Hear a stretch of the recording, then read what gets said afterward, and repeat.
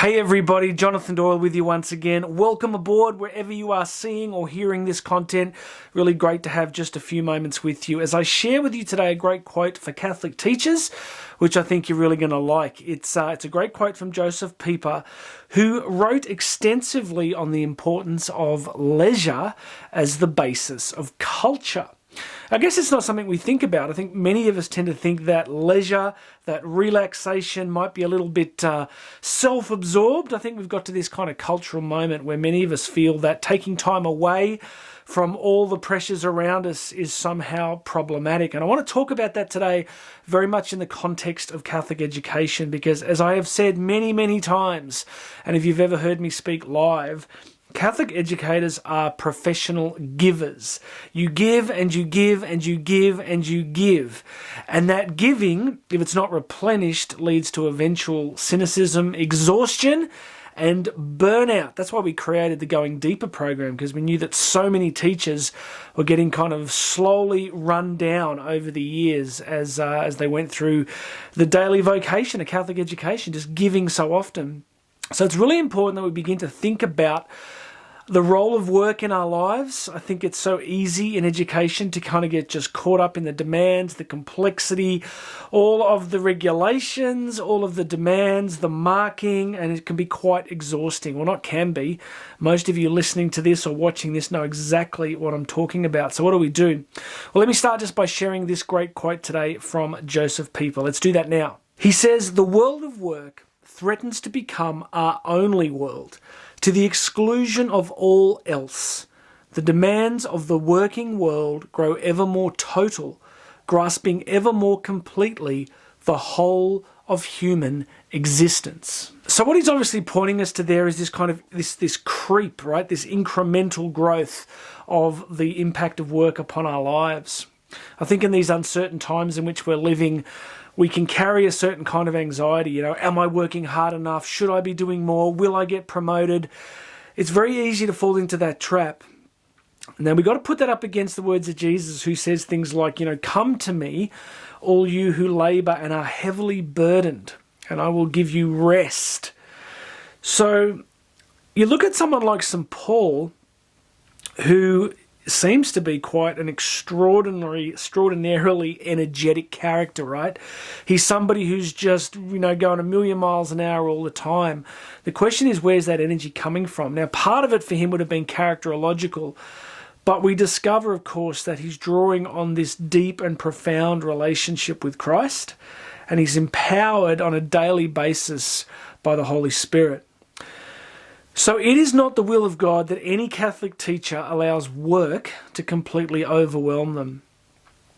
There's just no scriptural basis for it. There's nothing in the teachings of the church, the magisterium, that would say, to be a good Catholic teacher, what you need to do is just wipe yourself out in the service of the mission, So what do? Well, I think we make a decision, and it's kind of the ultimate decision of the Christian life, the constant decision. It's a decision around trust.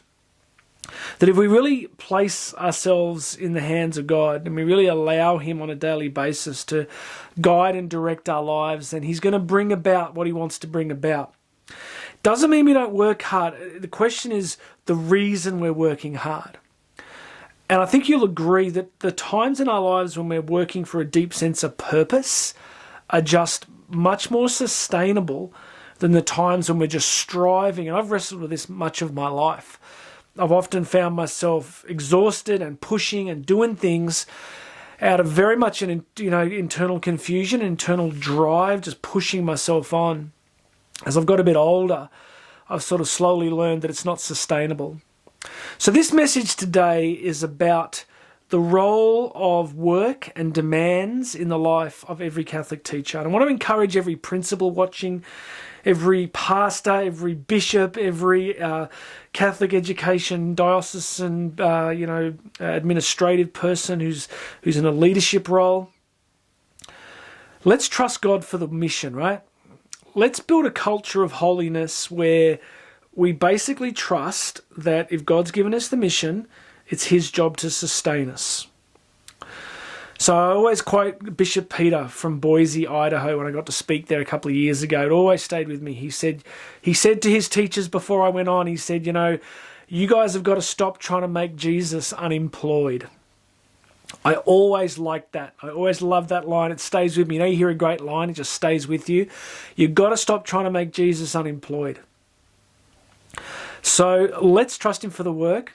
Let's, in leadership particularly, keep a really close eye on your people. Keep a really close eye on your people. Ask the question, how are you going?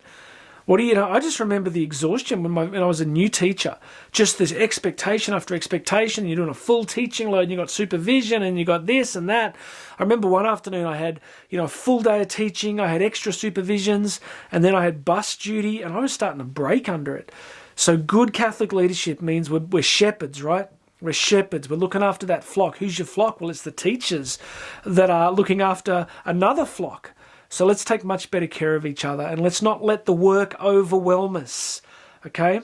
We need to be different communities. We need to be communities of energy and light and mission, but we don't have to sustain it, right? We don't have to be the ones driving it. We really don't. All right, that's it from me. Hey, listen, before I go, the risk is that this sounds like platitudes to you, that it just sounds like, oh, yeah, it's a good idea, Jonathan, I get it. But to really begin to believe it, as I need to begin to believe it. I think prayer's so crucial. I think my day, every day starts with, really an hour a day now. And I've got a young family still, and I'm praying for my kids, I'm praying for my marriage, I'm praying for Karen, I'm praying for the work we do. Just increasingly learning to just pray into the demands that I face. So if you're not a person of prayer, I just want to encourage you today to make that a bigger tradition, a bigger part of your daily life. Because it's in that prayer, in that, that seeking of God. How many times have I said, why did Jesus say, give us this day our daily bread? We don't get tomorrow's grace today. We get today's grace today. So you've got to make sure you're starting your day asking for the grace to get you through just this 24-hour block. All right, I always love teaching that principle. All right, that's it. If you're on Twitter, come and find me at JD Catholic. JD Catholic, you can find me on Twitter. Come and say hi. If you're on Instagram, I'm on One Catholic Teacher, ONE, One Catholic Teacher on Instagram, trying to put some good stuff there. And of course, you can find me on YouTube. I think it's the Catholic Teacher Daily Podcast, and you can find us on every podcast app at the Catholic Teacher Daily Podcast. And God bless you, everybody. Keep doing what you're doing. My name's Jonathan Doyle. I'm going to have another message for you very soon.